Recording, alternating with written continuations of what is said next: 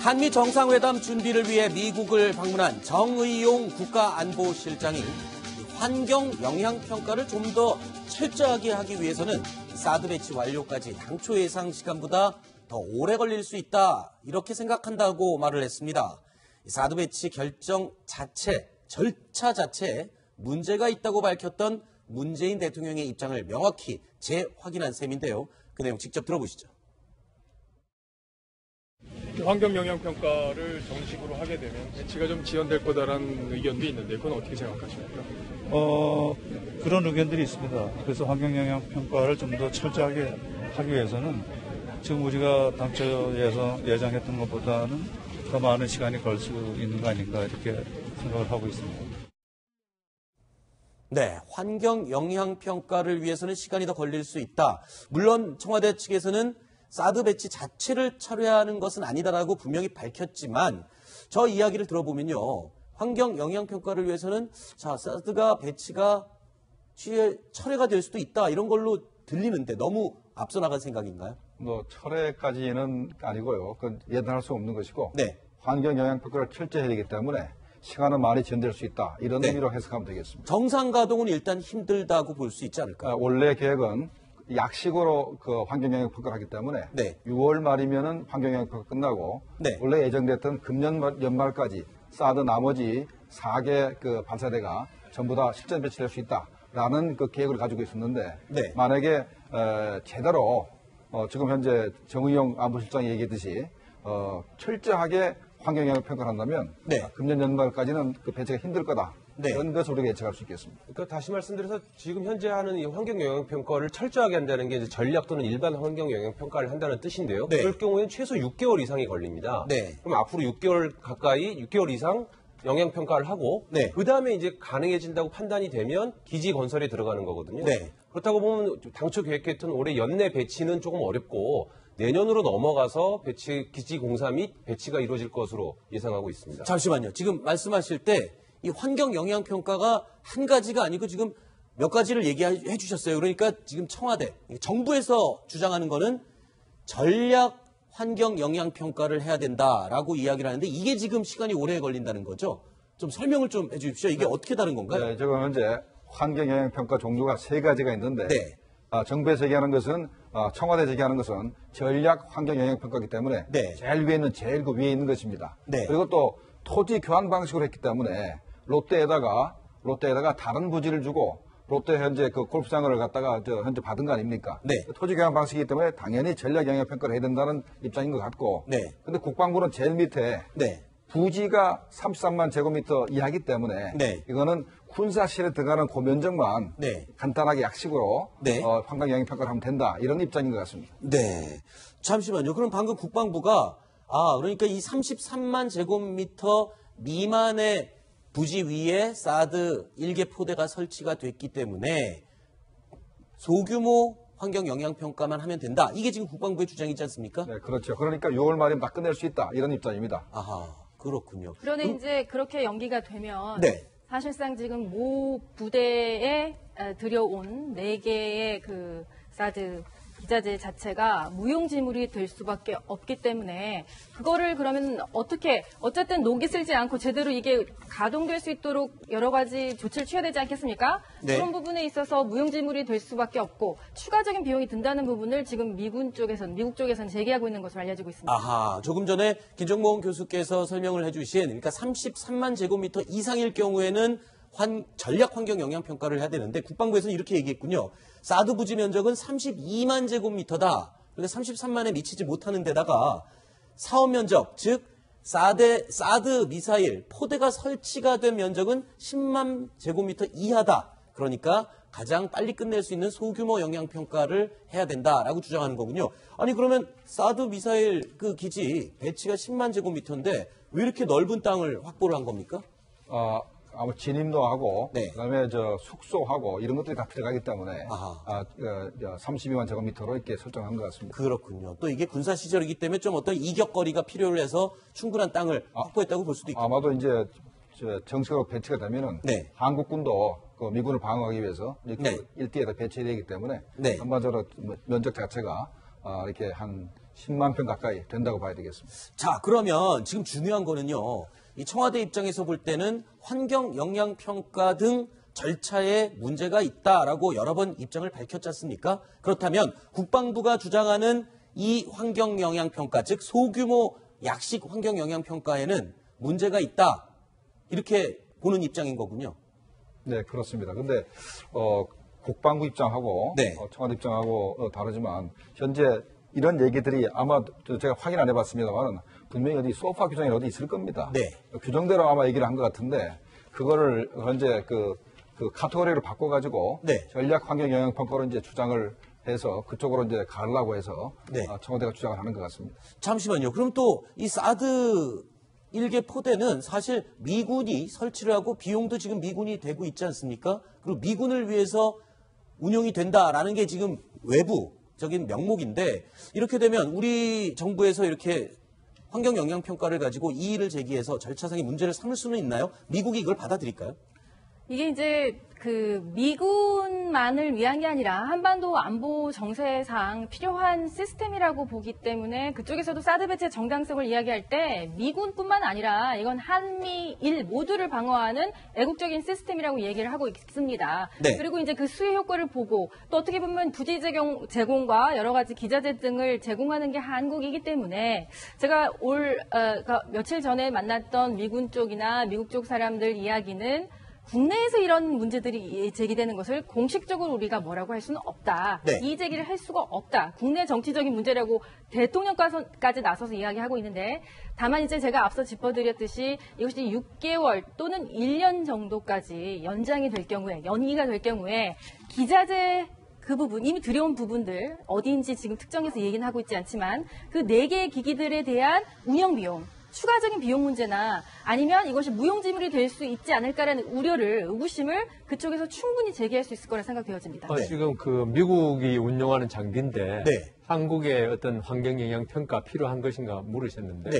이게 만일 미군 부대 안에서 그냥 미국이 거의 영토라고 봐야 되지 않습니까? 네. 물론 한국에 있지만 그렇다면 환경 영향 평가라는 거는 거의 뭐 의미가 없죠. 네. 그런데 지금 이게 한국에 우리가 제공한 부지에 그 미군의 시설이 들어가기 때문에 이거는 미국법과 한국법 다 적용받을 겁니다. 아하. 그래서 만일에 예컨대 미국이 어떤 화학 무기를 갖다 한국의 모처에 만일 보관하는 시설을 짓는다. 이러면 당연히 우리 국민들이나 여기에 영향을 받기 때문에 네. 환경 영향 평가를 받는 건 당연하겠죠.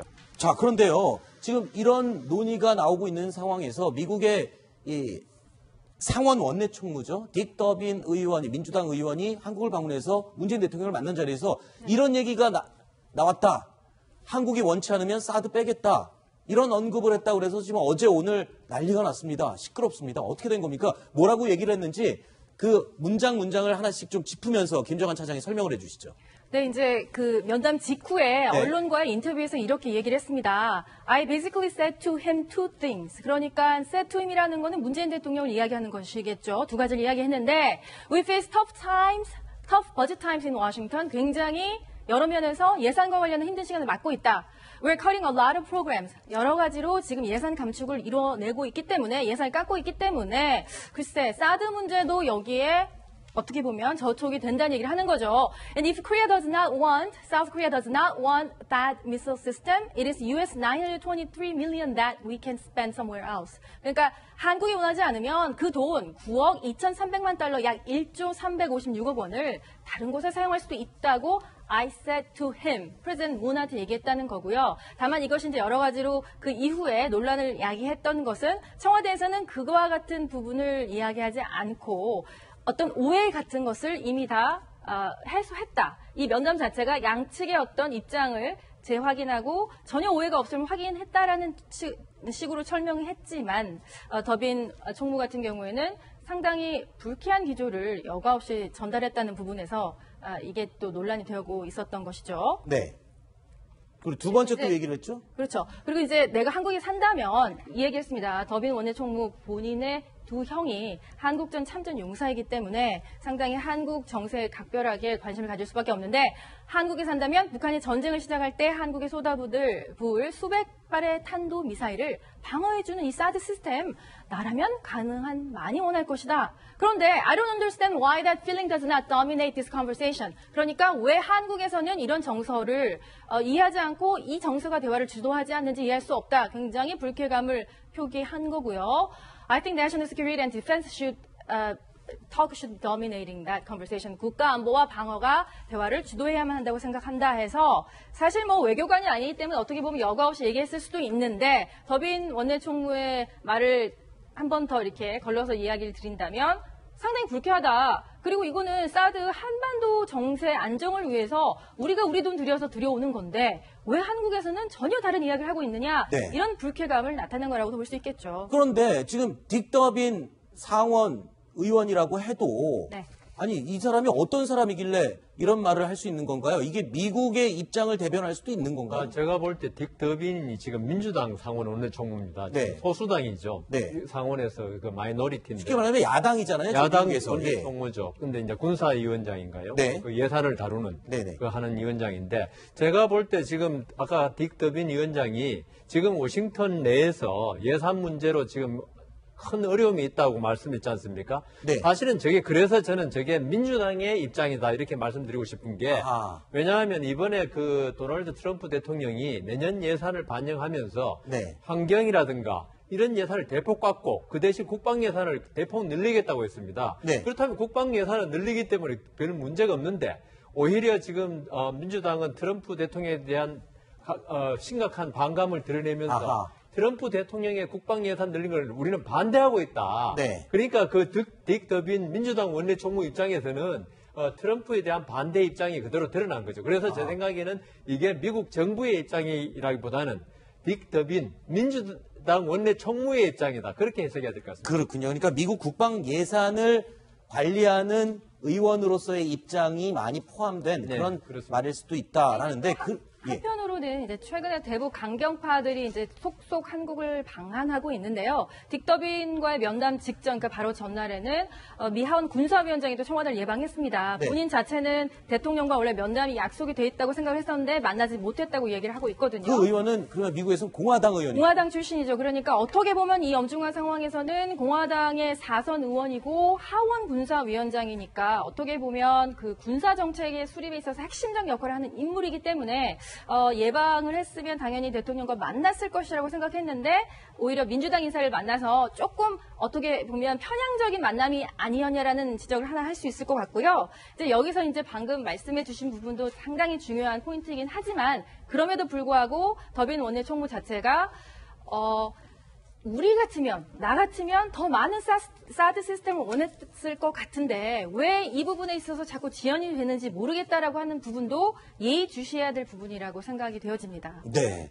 그런데요, 이 문재인 대통령과 딕 더빈 의원이 만난 자리에서 했다고 알려진 이 얘기, 청와대 입장은 또 다릅니다. 그런 얘기 하지 않았다, 듣지 못했다, 이런 입장을 밝혔습니다. 들어보시죠.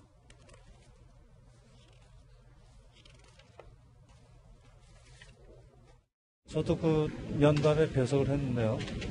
제 기억에 그렇게 얘기는 하지 않고 이제 최근에 의회에서 사드 예산에 관해서 논의가 있는데 한국에서 이렇게 반대 여론이 있으면 그걸 어떻게 해야 될지 모르겠다.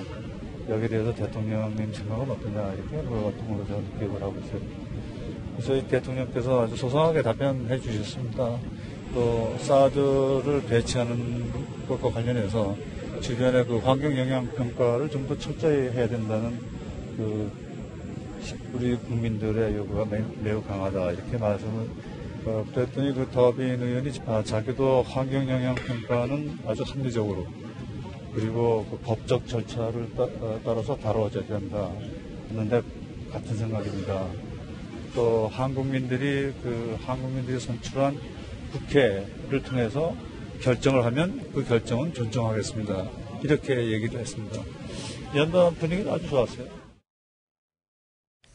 자, 지금 이 딕 더빈 의원과의 인터뷰, 언론과의 인터뷰 내용이 지금 보도되면서 굉장히 논란이 되고 있거든요. 자, 이에 대해서 청와대가 또 입장을 밝혔다면서요, 김 처장. 예, 오늘 저희 지금 방금 보신 거는 이제 안보실장이 미국에서 한 얘기고요. 네네. 오전에 청와대에서도 아까 얘기했던 핵심이 이거 아니겠습니까? 사드 예산을 다른 곳에 쓸 수 있다. 그 발언은 속기록을 찾아봤는데도 없다. 네. 그럼 그런 어떻게 된 얘기가 겁니까? 분명히 없었다라고 네. 한번 확인을 했습니다. 그런데 그러면서 더빈 의원이 미국 정부는 사드 배치를 위해 한국 돈으로 약 1조 이상을 쓸 건데 왜 도대체 한국에서는 사드 배치가 논란이 된다는 점이 놀랍다. 네. 그런 말을 했다라면서 이렇게 부연 설명을 했습니다. 네.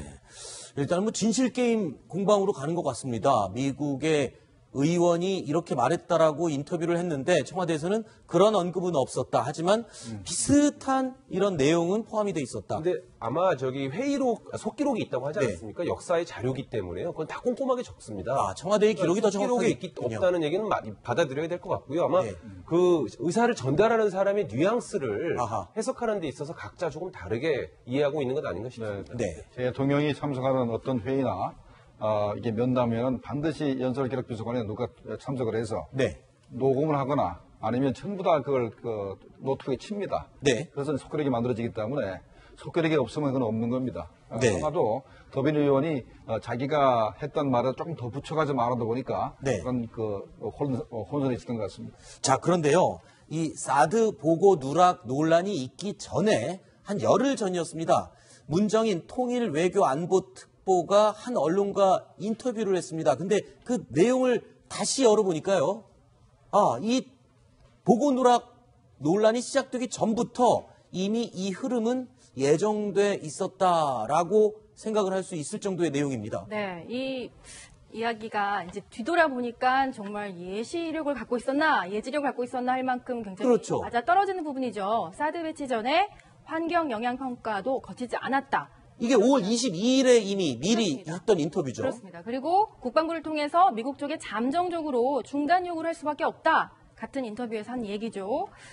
이 모든 사실 자체가 이제 뒤돌아 생각해 보니까 또 문정인 특보를 이제 발표할 때 문 대통령 본인도 통일 외교 정책을 함께 논의해 나갈 분이라고 소개를 했기 때문에 네. 이게 어떤 청와대와의 물밑 조율 내지는 교감을 통해서 큰 그림을 그리고 이 모든 것이 진행되는 것 아니냐라는 해석을 낳고 있다고도 볼 수 있을 것 같은데요. 글쎄요, 답변은 이제 문 특보께서 직접 해주셔야 될 타입인 것 같긴 합니다. 네. 그러면서 또 5월 22일 인터뷰에서 이런 얘기까지 했습니다. 문정인 특보. 민주적, 절차적인 정당성을 밟는다면 가동은 쉽지 않을 것이다. 아, 이것도 오늘 안보실장이 어제 오늘 했던 말과 맥을 같이 합니다. 거의 열흘 전에 이미 한 말들이 하나씩 하나씩 지금 현실에서 실현이 되고 있는 걸 보면 청와대와 문정인 특보 그리고 이 외교 안보 라인에서는 이미 지금 현재 일어나고 있는 일들에 대해서 다 공감하고 이미 계획이 다 있었다. 이렇게 볼 수 있는 거 아닌가요? 근데 이제 잠정 가동은 쉽지 않을 것이다가 현재형일 것 같고요. 네. 지금 현재로서의 기류만 놓고 보면 사드 배치 자체의 그 결정을 번복한다는 거는 현재로서는 저는 가능성이 낮다고 봅니다. 네. 실제로 이제 더든 원내 총무가 문재인 대통령과 면담했던 청와대 당시에도 배석자들에 따르면 문 대통령은 이 비용 부분에 있어서 트럼프 대통령 미국 쪽에서 한국이 부담하라는 얘기로 굉장히 논란을 낳은 적이 있잖아요. 네. 근데 이제 그 이후에 백악관에서 그게 아니고 우리가 미국이 한다고 얘기를 했다. 이 부분을 거듭 확인을 했다고 합니다. 네. 그렇기 때문에 지금 사드 배치 자체를 번복한다라고 우리가 이야기할 수는 없지만 앞서 짚어주셨던 환경평가 거기서 이제 우리 국민들에게 건강에 환경에 해가 될 수 있는 어떤 결과가 나온다 하면 상당히 이 변수가 유동적인 변수가 앞으로 많이 나올 수 있다고 볼 수 있겠죠. 자, 그럼 또 궁금한 게 있습니다. 이 지금 보고 누락 논란과 관련해서 한민구 국방장관이 1차적으로 조사의 대상이었고 2차로 김관진 전 안보실장도 조사를 받았거든요. 그런데 김관진 전 실장은 사실 전 정부의 안보실장입니다. 근데 전 정부의 안보실장이 조사의 대상이 됐다는 것. 그래서 언론 보도에는 이런 얘기가 나옵니다. 아, 김관진 전 안보실장이 타깃이 되는 거 아니냐? 이런 얘기가 나오거든요. 어떤 부분에서 타깃이 될 이유가 있는 겁니까? 네, 김관진 실장이 군에 네. 인사권을 행사하기 시작한 게 벌써 한 10년 됐습니다. 아하. 노무현 정부 때부터 합참의장을 했죠. 그 이후로 국방장관을 걸쳐서 현재 안보실장까지 한 3, 4년 했기 때문에 아마도 많은 사람이 이제 김관진 인맥이 현재 국방부에 이제 포진돼 있을 겁니다. 네. 그렇기 때문에 김관진 실장을 이렇게 타겟을 한 것은 국방 개혁을 위하고 그다음에 군 인사를 이렇게 대폭적으로 이렇게 하기 위한 그런 사전 포석이 아닌가 이렇게 생각이 드는데 네. 이 양반은 조금 억울한 것이 네. 벌써 이런 사건이 벌어지기 전에 사드 배치 이렇게를 구체적으로 보고하는 문제가 생기기 전에 벌써 이렇게 퇴임을 했는데 네. 이제 와서 이제 조사라고 하는 것 자체가 아마 상당히 자기도 놀랄 만한 사건일 거로 생각이 됩니다. 하지만 사드 배치 결정과 진행을 다 감독했던 그 사람이 김관진 전 안보실장 아닙니까? 그 부분에서 지금 현 정부에서는 당연히 조사할 수밖에 없는 대상이잖아요. 그렇죠. 네. 지금 국가안보실 실장이 바뀐 거죠. 그렇죠. 그러니까 전임자가 후임자한테 설명을 해주는 건 당연한 거기 때문에 여기서 이 중요한 내용이 대선 전에 이미 배치가 아니면 반입이 돼 있는 내기의 포대가 있다는 것이 전달되지 않은 과정이 무엇이냐. 이 부분에 대해 당연히 조사는 할 수 있고요. 네. 그렇지만 정치적으로 볼 때 이 김관진이라는 분은 국방부에서 쉽게 얘기해서 법무부 검찰의 우병우 같은 분이거든요. 아하. 이 우병우 사단을 어떻게 개혁하겠다면서 지금 돈봉투 사건을 계기로 그렇죠. 지금 강력한 조사를 하고 있지 않습니까? 네. 그와 비슷한 상황이라고 보시면 될 것 같습니다. 지금 김관진 그 전 실장의 아까 말씀하신 대로 인맥들이 국방부에 많이 있기 때문에 네. 이분들을 어떻게 하면 개혁을 가는데 걸림돌이 되지 않도록 네. 그럼 어떤 이런 압력 같은 게 아닐까 이런 해석이 나올 수밖에 없는 상황인 저는 것 같습니다. 지금 그 김관진 그 안보실장 네, 전 안보실장. 보고에 대해서 어떻게 네. 이야기했다. 그다음 청와대는 그와 반대 이야기를 하지 않습니까? 네네. 근데 이걸 과연 어떤 이익이 있을까? 이게 논란이 됨으로써 네네. 이게 보고를 했냐 마냐 보고를 왜 안 했을까? 이 모든 논란이 아니, 사실은요, 예. 김관진 전 안보실장은 전 안보실장이라서 보고의 의무도 사실은 없습니다. 그러니까 그 내부적으로 인수인계만 하게. 그래서 이게 진짜 사드를 갖다 배치하는 게 잘못돼서 그런 것이냐. 네. 사드 배치의 절차적, 아까 문정인 특보 이야기도 나왔지만 절차적 정당성에 대해서 어떤 진짜 이게 바로잡기 위해서 문제를 삼는 것이냐. 네. 아니면 지금 아까 두 분 말씀하신 대로 어떤 군대 내의 어떤 김관진 면은 충분히 있죠. 이것도 궁금합니다. 지금 이 국방 안보 이쪽 분야의 개혁도 현 정부의 굉장히 큰 화두 중에 하나이지만 그 스타트가 아니겠냐라고 길지균 차장이 조금 아까 얘기를 해줬습니다. 그런데 최근에 알짜파 그리고 또 독사파 뭐 이래서 군 내에 사조직 얘기가 나오면서 독사파 얘기에 또 김관진 전 실장 얘기가 나왔습니다. 이건 어떻게 실체가 있는 사조직입니까? 군대 내에? 아마도 그 독일을 유학 갔다 온 독일 육사에서 공부를 한 그 육군 사관학 출신들이 네. 모여가지고 이렇게 밥을 먹거나 이렇게 그 비공식적으로 이렇게 하는 모임은 있을 거로 생각이 듭니다. 네. 근데 그걸 또 파자까지 붙이기는 그건 조금 지나친 것 같고. 그러니까 독일 사관학교에 연수를 갔다 온 사람들 줄여서 독사파 이렇게 지금 누군가가 이름을 붙인 거죠. 그렇죠. 그런데 우리 군에서는 미국 육사 웨스트 포인트 출신들이 굉장히 득세를 하고 많이 출세를 했었습니다. 근데 김관진 실장이 독일 육사를 유학을 갔다 왔기 때문에 김관진 실장이 이제 실권을 쥔 다음부터는 독일 육사 출신들이 많이 그래도 소외된 쪽에서 이제 많이 득세를 했었을 겁니다. 네. 그걸 갖다 독사파라고 일정하는 것은 좀 지나친 것 같고 네. 아마 김관진 실장하고 같이 일했던 사람들이 네. 많이 발탁된 건 사실인 것 같습니다. 네. 제가 좀 안타까운 게 하나 있습니다. 간단히 좀 말씀드리고 지나가고 싶은데요.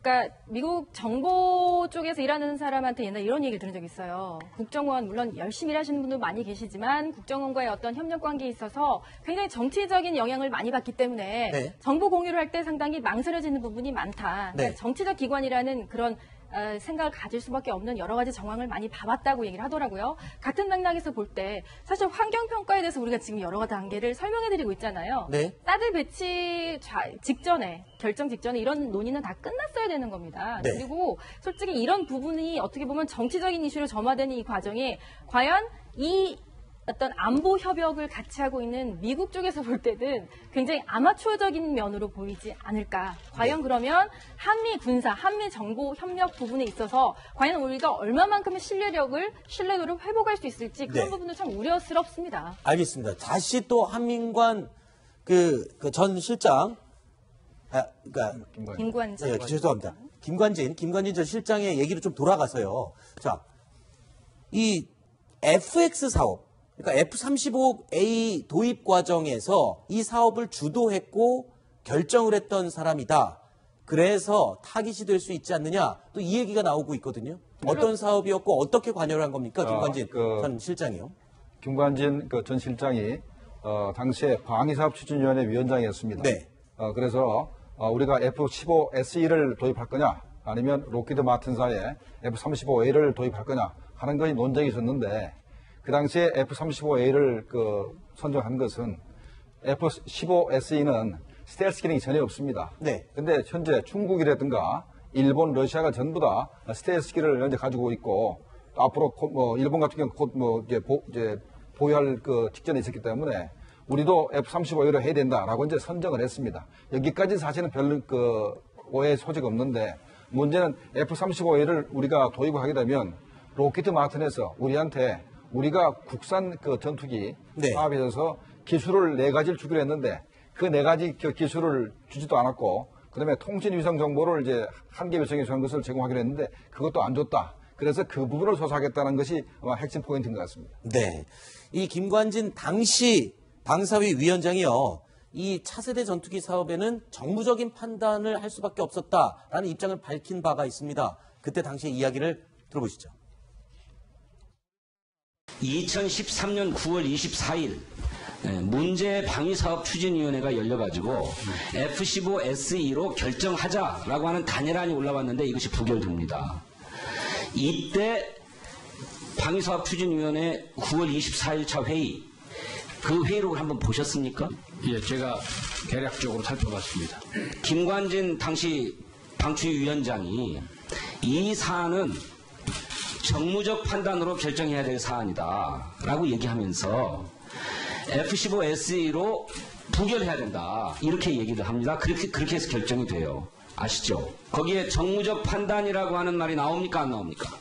예, 그 표현이 있는 것으로 제가 알고 있습니다. 핵심 무기의 기종을 결정하는 과정이 정무적인 판단으로 해야 될 일입니까? 거기에 그런 표현이 있습니다만은 F-35로 결정되었을 때 그 이후에 많은 사람들이 이것이 잘된 결정이다. 적어도 예비역 사이에서는 아니들은 그렇게 생각을 했었어. 장관 자, 이렇게 되면요. 지금 FX 사업, 그리고 사드 도입 과정의 절차상의 문제, 뭐 이런 것들이 전부 다 지금 현 문재인 정권에서의 개혁의 대상이 되는 거 아니겠습니까? 그렇다 보니까 전 안보실장임에도 불구하고 요번에 지금 조사 대상이 포함이 된 게 아닌가 이런 결론을 내릴 수밖에 없는 거고요. 그러니까 저도 개인적으로 보면은 왜 그 당시에 4가지 기술하고 위성 정보를 받기로 했다가 그러니까요. 어떻게 그게 무산됐는지 네. 저도 좀 알고 싶습니다. 그런데 네. 이 정부에서 조사할 필요가 있는 것이죠. 네.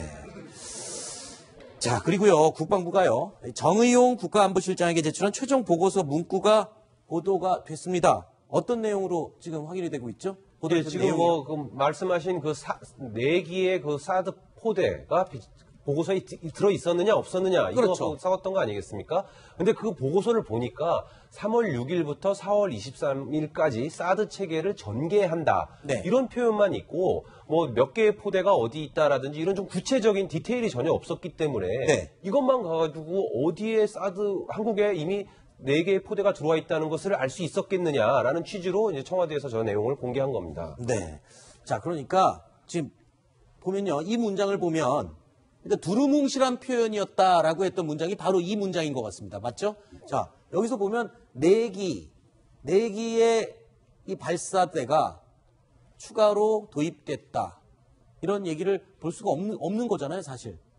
네, 맞습니다. 저것만 봐가지고는 군사 전문가가 아니면 도대체 그렇죠. 사드 1개 포대 6개 발사대가 한국에 전부 다 반입됐는지 안 됐는지 알 수가 없으나 저게 군사 전문가 입장에서 보면은 사드 세대가 한반도에 전개됐다는 얘기는 일단 반입이 됐으니까 전개되는 것이죠. 네. 이렇게 2단계, 3단계 해석하면 분명히 저거는 한반도에 이제 반입된 거로 해석이 되는데 네. 이걸 정의용 안보실장이 그냥 보고를 적어만 받은 게 아니라 여러 보고를 받는 중에 저 말이 있으면은 4개 발사대가 들어왔는지 안 들어왔는지 알 수가 없는 거죠. 그렇죠. 그러니까 좀 화를 낼 만도 합니다. 네. 근데 그러니까 이제 국민적 관심사다 보니까 일각에서는 또 이렇게 얘기를 하고 있죠. 저도 국제부에 있으니까 이제 관련 기사를 본 기억이 나는데 3월 달에 이제 워싱턴 포스트에서 그리고 4월 달에는 연합뉴스에서 관련해서 이제 6개가 들어왔다는 보도가 이미 있었기 때문에 국민적 관심사안이었고 이것이 굉장히 논쟁거리였다면 이 부분을 정말 몰랐을까? 저 네. 보고서를 보고서야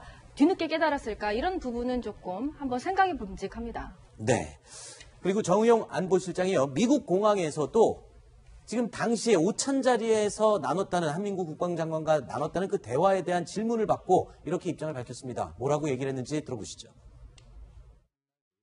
그 문제는 지금 조사를 하고 있으니까 제가 여기서 다시 되풀이할 필요는 없고요. 이미 우리 국민소통 수석이 다 설명을 했으니까 그 이상 제가 더 말씀드릴 건 없고요. 설명 과정에 나머지 사기가 들어온 것은 보안사항이라고 일반한테 공개를 안 한 그 자체가 저희로서는 납득하기가 어렵고 더 납득하기 어려운 것은 그러면 그러한 사실을 그 차기 정부에는 빨리 알려줘야 되는 거 아닌가요? 그러면 당연히 나머지 사기도 같이 들어와 있는 걸로 이해를 해야 된다고 하는 지적도 있는데 당연히 들어왔다고 볼 수는 없는 거죠. 아니 우리가 뭐 입기가 한 세트로 돼 있다는 건 다 알고 있는 거죠. 그러나 사기는 추후에 반입될 것이다. 이렇게 알고 있었던 거 아닙니까? 자, 1위, 2위 소식 알아봤고요. 저희 다음 순위 내용이 또 준비되어 있습니다. 어떤 내용이 준비됐는지 알아보겠고요. 김정봉 전 NSC 정보관리실장님은 여기까지만 이야기를 듣도록 하고요. 이어지는 코너는 허만섭 신동아 차장과 함께 하도록 하겠습니다. 오늘 말씀 고맙습니다. 자, 뉴스탑10 다음 순위로 넘어가겠습니다.